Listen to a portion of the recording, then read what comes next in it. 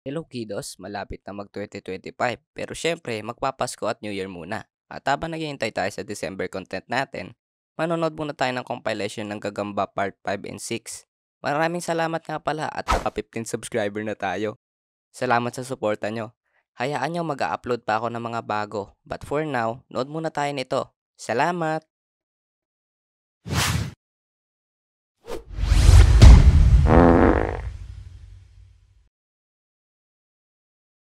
Ayun boy oh, yung gagamba. Hindi ko abot Marky. Baka maputol yung sanga ng puno. Hindi yan boy. Abot mo yan. Hindi marupok yung sanga na yan, promise. Pag ako nalaglag dito, ikaw talaga may kasalanan. Oo, ako may kasalanan. Basta kunin mo na lang yan. Maganda pa naman yung gagamba na yan. At saka, ang hirap makahanap ng gagamba ngayon. Napakadami na nanguhuli ng gagamba eh. Yun, huli ko na boy.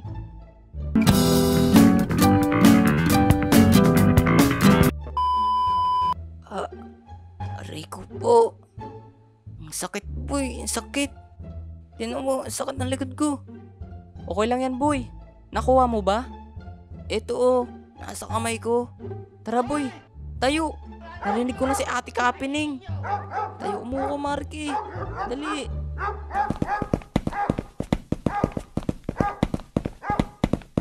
A few moments later.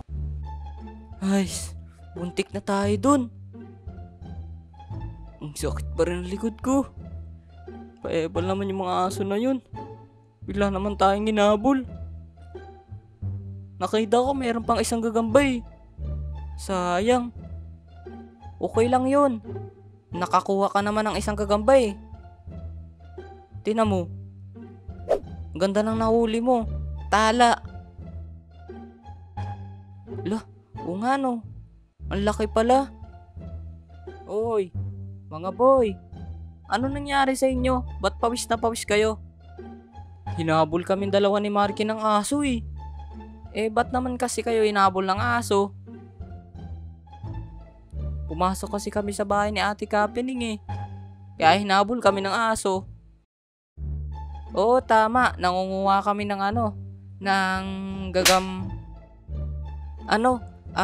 mangunguha sana kami ni Marky ng mangga. Kaso, naabutan kami ni Ate Kapining. Kaya, hinabol kami ng aso niya. Akala ko nangunguha kayo ng gagamba eh. Nakakaawa yung mga nangunguha ng gagamba kasi wala silang pera pambili ng magandang gagamba para ipanglaban. Huh? I don't know. Ganun ba yun? Oo, ganun yun Marky. Nakakaawa yung mga nangunguha ng gagamba. Dapat bumibili ka. Mas maganda yung mga binibenta ni Kuya Taba doon, kaya doon ka dapat bibili. Wait, teka. Naglalaro ka ng gagamba? Oo. At binili ko ang mga gagamba ko doon kay Kuya Taba. At ayun yung mga gagamba na malalakas. Meron akong tigre, melon, tsaka mais, at tsaka yung mapulang gagamba. Bili ko lahat yun kay Kuya Taba. Eh, kayo ba? Bumili rin kayo doon? May gagamba kayo? Tara, laban tayo. Di nga. May gagamba ka? Patingin nga. Wait, eto. Eto. Huh? Mama ipis. Sinungaling ka naman pala eh. Wala kang gagamba. Ipis naman eh. Hindi nasa bahay kasi yung lalagyanan ng gagamba ko. Kunin ko. Pakita ko pa sa inyo. Sige nga, kunin mo. Kung hindi ka nagsisinungaling. Oo ba? Hintayin niyo ako dito. Kukunin ko. Ano sinasabi niya? Anong mali sa paghahanap ng gagamba? Tapos sa bumibili ng gagamba? Wala yun. Mayabang lang yun kasi marami silang pera. Hindi na siya maghahanap katulad natin. Kasi meron siya pambili. Akala niya kasi mas malakas yung binibiling gagamba kaysa sa inuuli. Parehas lang namang gagamba yun. Ay, hayaan mo na yun. Basta meron tayong bagong gagamba, 'di ba? Ulihin na lang natin ulit yung isa pang gagamba sa susunod pag wala ng aso doon. Oo nga, Meron na tayong bagong gagamba. Kunin na lang natin sa susunod yung isa. At saka may aso dun. Maraming takot sa aso dun eh. Ang lalaki. Ayaw nga, inaabol eh. Ano kaya, Marky? Ano? Ipaglaban natin yung gagamba natin. Wag! Try muna natin sa gagamba natin. Ay, oo nga no. Ano muna itatry natin panlaban? Yung melon muna. Baka mamatay yan eh. Wait, teka. Wag muna natin ipanglaban. Baka tumating siya, boy. Tapos mahina na yung gagamba natin. Pwede. Pwede natin tong ipanglaban sa gagamba ni Kikiam para mapahiya yung gagamba na binili niya. Bakit parang ang tagal ni Kikiam? Oo nga no. Ang tagal niya. Baka natutulog na naman yon o kaya nakikipaglaro sa iba. Tara, puntahan na natin. Baka kung ano naman ginagawa no, nakalimutan na niya. Katulad nung naglaro tayo ng tagu-taguan, nasa bahay na siya, tas tulog. Inabot na tayo ng hapon kakahanap sa kanya. Sige nga, punta na lang natin. Tara, dali. Hehe, mahina. Mahina ka dyan. Hindi, lalaban pa ako. Eto naman, mananalo na ako. Oy boy, laban tayo ng gagamba. Ay, oo nga pala. Nakalimutan ko. Hinamon kasi ako nento ni Butchoy eh. Ano na, laban na tayo. Ay, wag. Si Butchoy muna kalabanin mo. Wala na kasi ako eh. Talo na yung mga pambato ko. Mahina talaga. Ano sabi mo dyan? Wala. Butchoy, payag ka ba? Labanan ka namin. Eto gagamba namin oh. Sige ba? Tara, lagay mo sa stick.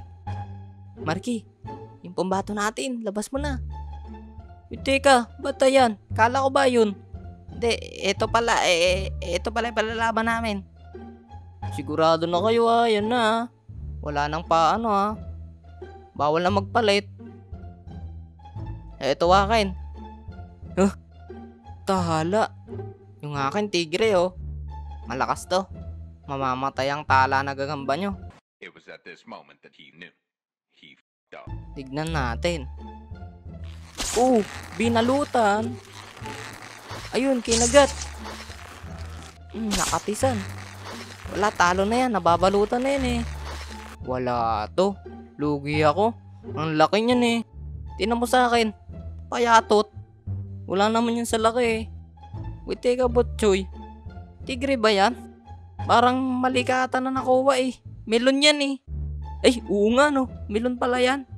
Kaya pala mahina. Eto pala. Eto, try natin to. Muduga to si Butchoy oh. Kunari tigre. Melon mo yan eh. Kaya pala parang ganun yung kulay. Nalo na ako dito. Eto, yung tigre ko. Tunay talaga to. Tigre na talaga to. Siguraduhin mo tigre na yan Oo, tigre na yan.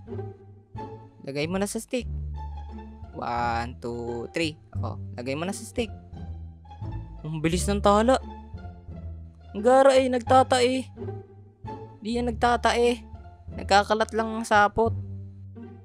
Nagkagatan. Pangil sa pangil.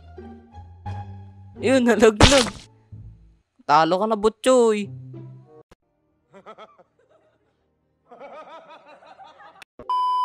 Panalo yung amin. Malakas talaga to. Nahuli lang namin yan dun eh. Panalo. Talo rin yun sa inyo. Bye-bye. Alo, pinitik. Sira ulo si Butchoy. Abulin ko yan, Marky. Eto. Hawakan mo muna to. Dyan. Uupakan ko muna tong Marky. Antayin mo lang ako dyan. Kawawa yun, Marky. Tinan mo. Makakatisan talaga yun si Butchoy. Oo nga, galit na galit si Jan. Marky! Teka, may narinig ka ba? Narinig? Marky! Oo nga. Mama mo. Marky! Umuwi ka na. Mamaya pa ma, dito lang naman kami. Gabi na eh. Umuwi ka na. Pauwi ka na, ma? Hindi pa. Kala ko papauwiin ka ng mama mo. Ano yan, Kikyap? Talo ka? Oo nga eh. Mas maano kasi pag gabi. Pag gabi nakipaglaban. Ang tatapang ng gagamba pag gabi. Parehas lang naman yung gagamba. Di ka lang ata marunong mag-alaga eh. Hindi, pinakain ko kasi ng pinakain yun eh. Kaya yun, natalo. Pero eto, di ko na muna to papakainin. Gugutumin ko muna. Para pag nakapaglaban na to, mabangis.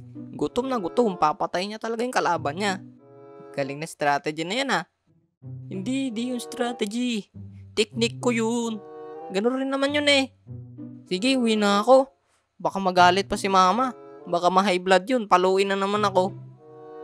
Sige, sunod na lang. Wait, teka Marky. Sabi ni Janjan huli niyo yung gagamba na yun. Oo nga. Ba't? Oh no! Sabi niyo wala naman kami sinabing binili namin yun eh. Sabi namin, hinuli namin yun. Oo nga, hinuli nyo. Ibig sabihin, hinuli nyo yun. Kaya kay Ate Kapining. Usumbong kita sa mama mo. Pumupunta ka dun ha. Di, ano pala, nangunguha kami mangga dun. O ganun pa rin yun. Umaakit kayo ng puno. Sige, sumbong mo ko. Di na tayo magkaibigan habang buhay. Hindi ka namin kakalaruin. Ay, hindi na. Hindi kita susumbong. One eternity later. Marky! Diyan! Ano nangyari? Wala, nakatakbo sa akin. Ang bilis pala tumakbo nun. Nga pala, eto Eto na yung garapon. Mamamatay yan sa amin eh. Pag nakaita yan ni mama, baka itapon niya sa basurahan. Ay sige, ako na lang mag-uwi sa bahay. Sa susunod na lang. Sige. Umiiyak na siguro yung dalawa. Pinitik ko yung gagamba nila. Uy, ikaw bata ka. Umuwi ka na. Mama. Sakit. Tama na. Uwe. Kanina ka pa nasa labas, gabing-gabi na. Kanina pa ako naghahanap sa'yo. Ikaw talagang bata ka.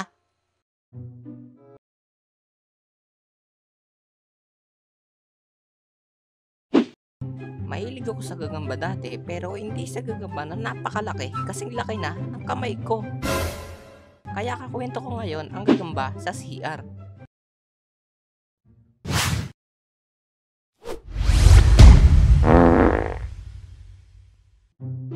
Nung uwian na sa aming school, sinabihan kami ng aming teacher na kung sino ang cleaners ngayon, maglinis na kayo. Opo, ma'am. Nga pala, sino magbo-volunteer na maglinis ng CR? Nung sinabi yun ng aming teacher, pumasok agad sa utak ko na baka may plus point ang paglilinis ng CR na yun. Kaya kahit na baka matagalan ako sa pag-uwi, nag-volunteer ako. Walang nataas ng kamay. Ma'am, ako po maglilinis. Need mo ng kasama para mabilis ang paglilinis ng CR. Sino isasama mo, nak? Ralph, tara, linis tayo, dali. May service ako pre, sorry. Ma'am, may plus grades ba yan? Depende, kung malilinis talaga yung CR na papalinis ko sa inyo. Ako na lang po ma'am, kasama ni Marky. Lilinisin po namin yun ng maigi. O sige nak, pagbutihin nyo. Dahil titignan ko ang CR na lilinisin nyo bukas. Pagpasok ko pa lang ng school, ay nang una kong titignan. Sige po ma'am. Pumunta na kami sa CR na pinapalinis sa amin ng aming teacher. At dali-dali kami nang hingi ng gamit panglinis sa guard.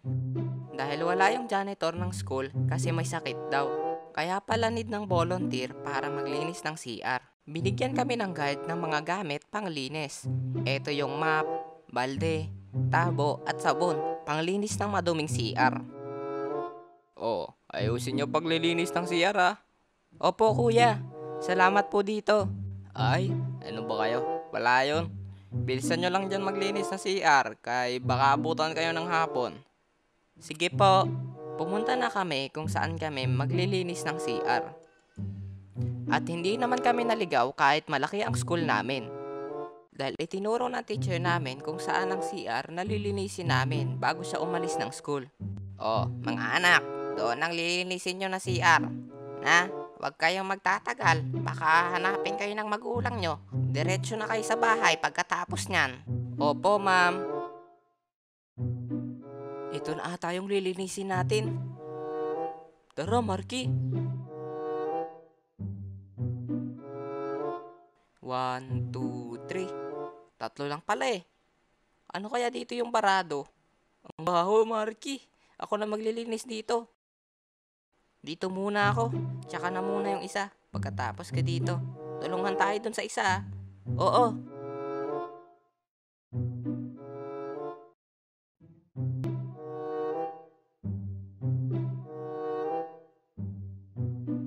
Marky, tapos na ako. Ay, tapos ka na agad. Matatapos na rin ako dito. Patingin nga. Uy, ang linis. 'Di ba? Ang galing ko. Tulungan na kita dyan. Sige, para mabilis. Tas isa na lang yung lilinisin natin.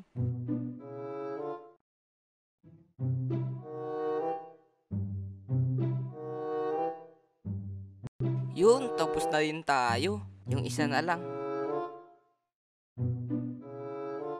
Si mama nag-chat. Bakit? Ano sabi? Umuwi na daw ako.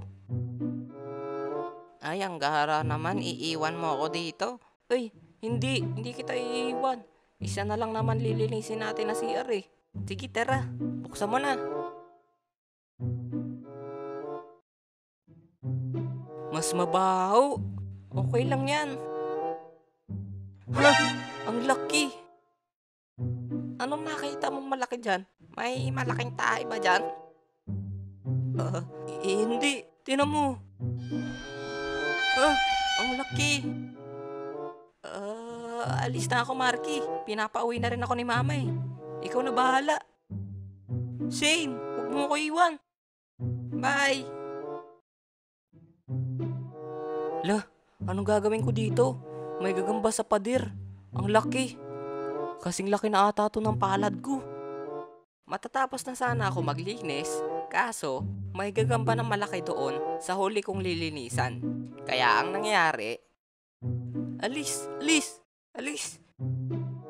Natakot ako kasi baka bigla na lang tumalon yun at kagatin ako, kaya gumawa ako ng paraan. Kumuha ako ng tabo at binuhusan ko ng tubig ang gagamba para malaglag siya papuntang inidoro at ipa-flush ko. Kaso, hindi ko siya natamaan. Nabasa ko pa yung uniform ko. Kaya kumuha ulit ako dun sa gripo ng tubig para ibuhos ko dun sa gagamba. Naibuhos ko nga yung tubig, kaso nadulas ako. At yung gagamba, hindi dumiretso sa inidoro. Kaya ako, dali-dali na tumayo kasi malapit na sa akin yung gagamba. Mama! At dahil doon, gumawa na naman ako ng paraan para mapaalis yung gagamba para matuloy ko na yung paglilinis ko ng CR. At makauwi na rin ako ng bahay. Kumuha ako ng walis sa labas at ayun ang ginamit ko para walisin yung gagamba papalabas ng CR. At buti na lang gumana at lumabas nga siya ng CR. Dapat pinatay mo na lang tapos tinapon mo sa basurahan. Di ba? Mas madali yun. Ay ako nga, nakakaawa kaya patayin yung gagamba. Kasi may buhay din yun, kawawa naman. Kaya tinapoy ko na lang. Natakot ako kasi ang bilis pala gumapang ng gagamba na yun. Pumunta siya hanggang doon sa garden ng school. Yung doon sa mata mo. At ako, tuloy na ulit sa paglilinis ng CR. Nagmadali na ako nun at binigyan ako ng coke na ibuhos ko doon sa CR. Ako naman, nagtaka. Pero sabi ng guard, wag mong iinumin yan ha. Pangbuhos yan sa inidoro. Panlinis yan ng CR. Sige po kuya. Pero ako, kumuha ako ng sabon sa CR namin. Sa mismong CR ng classroom namin. At ayun ang ginamit ko pang linis. Doon sa huling lilinisin ko. At yung Coke, Yeah, boy. ininom ko. Yung Coke, yung tinungga ko kasi pagod na ako sa paglilinis ng CR. At pagkatapos nun, nagpaalam na ako sa guard na linis na yung CR. Nung naglalakad na ako pa uwi, meron akong nakita na malapit sa puno at parang meron siyang hinuhuli. At alam niyo ba kung sino nakita ko? Pre, sabi mo uwi ka na, ba't ka nandyan? Sorry Marky, nanguhuli ako gagamba eh. Kanina ko pa to nakita eh, nung pumasok ako. Sayang naman kung di ko huliin. Nanguhuli ka ng gagamba dyan, tapos iniwan mo ako dun kasi may malaking gagamba. Ang laki nun, kagatin pa ako nun eh. Bahala ka dyan, uwi na ako. Baka makidnap pa ako dito ng puting pan. Uwi ka na din. Oo, uuwi rin ako. Huwag mo sabihin kay mama, nanghuli ako gagamba. Oo naman, di kita susumbong. Buti pinaalala mo. Susumbong kita. Matapos ko siya madaanan doon, dumiretso na ako papuntang bahay nila para magsumbong sa mama niya. At pagkatapos nun, umuwi na ako. Hindi lang to yung pagkakataon na nakakita ako nito. Nakakita rin ako sa bahay namin sa pader. Napagapang-gapang siya at hihinto bigla. Kaya ang ginawa namin ay pinagbabato namin ng tsinelas. Kaso hindi namin matamaan. Kaya ang nangyari, pumunta siya sa pinakasulok ng divider namin. At hindi ko na siya nakita abang buhay. At yung divider na yon, yung katabi ko lang ngayon. Ito yun oh. Siguro wala naman na siya dyan. Matagal na yun eh. Ano yun? Medyo lumalamig na ang panahon na. At December na. Alam nyo na ata kung ano meron sa December. Parang may magbibigay sa akin ng blue na papel ah. Sino kaya makakahula ng upload ni Kuya Mariki ngayon? Comment nyo dyan sa baba kung ano naiisip nyo. Babush! So hanggang dito na lang. Kita na lang tayo sa susunod nating video. Comment kayo dyan sa baba kung anong gusto nyo na gawin kong next content natin. At para na rin ma-shoutout ko kayong lahat. Yun lang. Babush!